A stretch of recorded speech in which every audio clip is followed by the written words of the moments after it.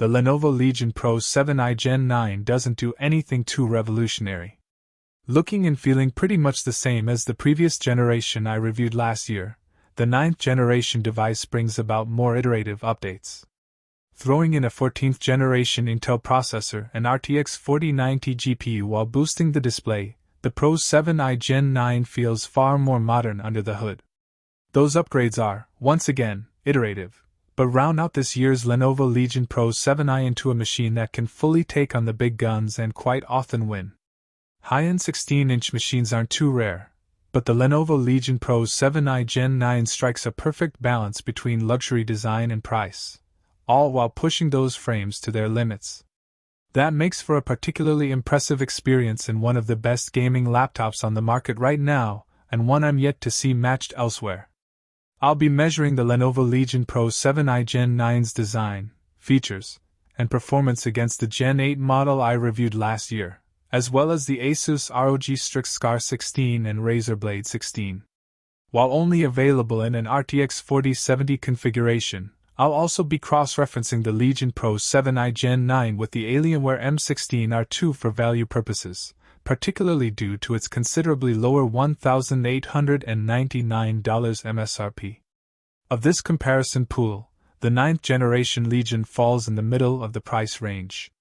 Both the Blade 16 and Asus ROG Strix Scar 16 are more expensive in their RTX 4080 configurations, $3,599 and $3,299 respectively, but the previous generation Legion Pro 7i 8th generation comes in a little cheaper at $2,549. I naturally favor a slimmer gaming laptop, preferring the skinnier form factor of a Razer Blade or ROG Zephyrus over chunkier alternatives. That does generally mean I sacrifice some performance in the laptops I pick up for myself. Lenovo seems to have fixed the problem. The Legion Pro 7i Gen 9 isn't quite as svelte as the Razer Blade 16 or Asus ROG Zephyrus G16, but it's miles away from the chonk of an Asus ROG Strix Scar 16. While still fairly heavy at 2.79 kilograms, the exact same as last year's model, and heavier than the 2.48 kilograms ROG Strix Scar 16, 2.61 kilograms Alienware M16, and 2.4 kilograms Blade 16, it fits neatly into a backpack and provided you've got a bag without enough support should be comfortable to transport.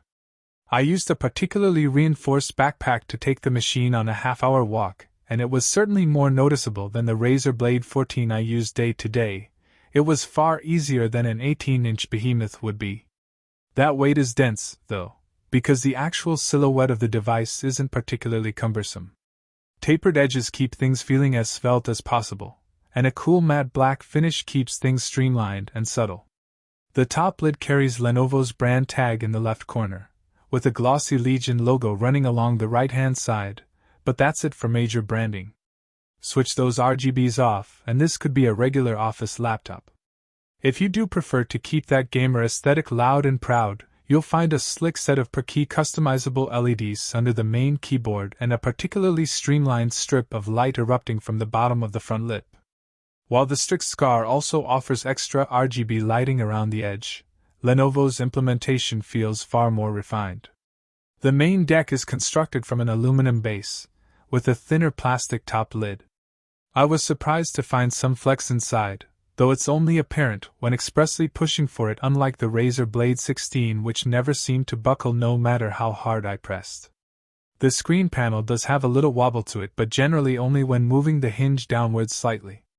Opening up the clamshell with one hand was slick and smooth with no extra movement once my hand had left. There's also remarkably little flex in the lid as a whole, impressive considering just how thin this piece is. That's a well-built hinge, and it has to be. The whole screen can lay 180 degrees flat. I'm not sure why you need that on a gaming laptop, but everyone loves an extra option. Like with many matte black gaming laptops, the top lid and palm rest area of the main deck can collect fingerprints, and show dust particularly keenly. These smudges do wipe away pretty easily, but you'll need to keep a cloth handy if you want it looking pristine day after day.